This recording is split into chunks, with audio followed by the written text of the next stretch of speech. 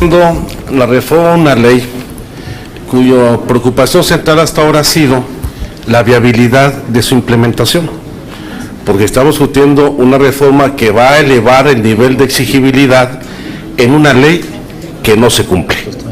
Yo creo que ese es el principio. El dato que nos dan es revelador. De una muestra de 12 estados, solamente 3 pueden cumplir a finales de este año.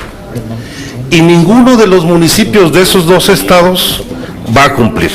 Nos dijo usted en la primera intervención, el licenciado Colmenares nos dijo que 5 estados estarían en condiciones de cumplir con una legislación que se publicó en el 2008. Cuando una ley no se cumple, puede tener varias causales. O hay un mal diseño institucional y legislativo, o no hay voluntad política, o como sucede, todo el mundo le echa culpa a la falta de recursos. Yo en lo personal creo que en el caso específico de los municipios sí presenta un problema no solamente de recursos económicos, de recursos humanos, de desarrollo institucional.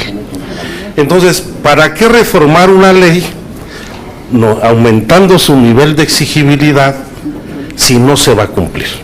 Yo creo que es la primera pregunta que tenemos que respondernos aquí. ¿O cómo lograr que esta reforma sienta condiciones para que la reforma del 2008, la ley del 2008 ahora reformada, pueda ser viable? Y yo creo que hay que establecer reglas muy claras.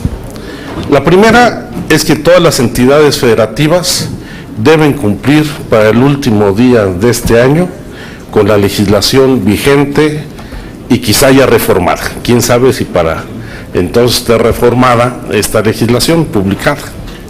Eso debe ser con toda claridad. Y en segundo lugar, entrar a un diagnóstico más pormenorizado de la situación de los municipios. No puede darse un tratamiento general a los municipios del país con una situación tan profundamente diferenciada. No son los mismos los municipios de usos y costumbres de Oaxaca que los municipios ubicados en las 55 zonas metropolitanas del país. Todas las legislaciones orgánicas municipales, incluso las legislaciones electorales de los estados, hacen una tipología y una diferenciación de los municipios.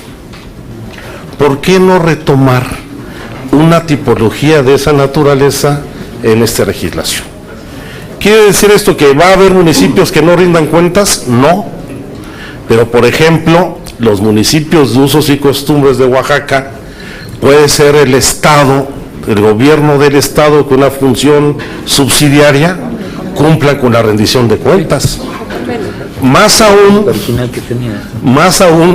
cuando los ingresos de esos municipios dependen en su totalidad de las participaciones federales y del Estado.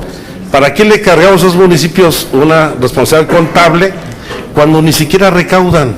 Y los recursos que manejan o se administran son a través del gobierno del Estado y del gobierno federal con la intermediación del gobierno del Estado.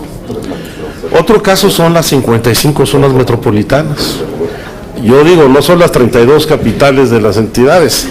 Los municipios establecidos en las 55 zonas metropolitanas del país deben de tener una fecha claramente definida para su cumplimiento.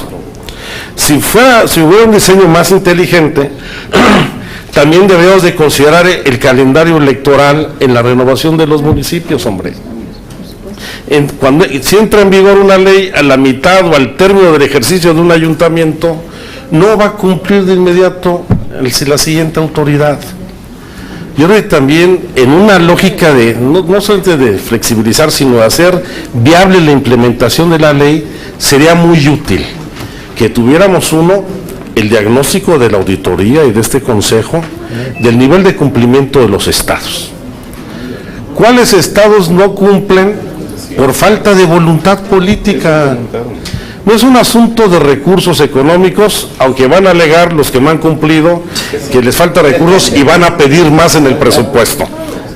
Ese va a ser lo seguro. Pero que nos diga la auditoría cuántos estados no han cumplido por opacidad, por no querer transparentar el manejo de los recursos de deuda o cómo se manejan los recursos federales en distintos programas, pero tiene que ser una evaluación de la Autoridad Superior de la Federación y tomar medidas. Por supuesto que las sanciones que tiene que establecerse esta ley son de carácter administrativo, porque ya cuando hay desfalco, daño patrimonial, se configura delitos y va por la vía penal, pero tendrán que ser sanciones de carácter administrativo, pero el Consejo podrá iniciar a través de la auditoría, que ahora será parte del Consejo como se propone en la ley, acciones de carácter penal. Yo digo, vayamos a una tipología de municipios para establecer un calendario de implementación con la obligatoriedad de que los estados cumplan de inmediato con las disposiciones de la ley. Muy bien, gracias. No, muy bien. Tienen la palabra los compañeros de la Auditoría Superior.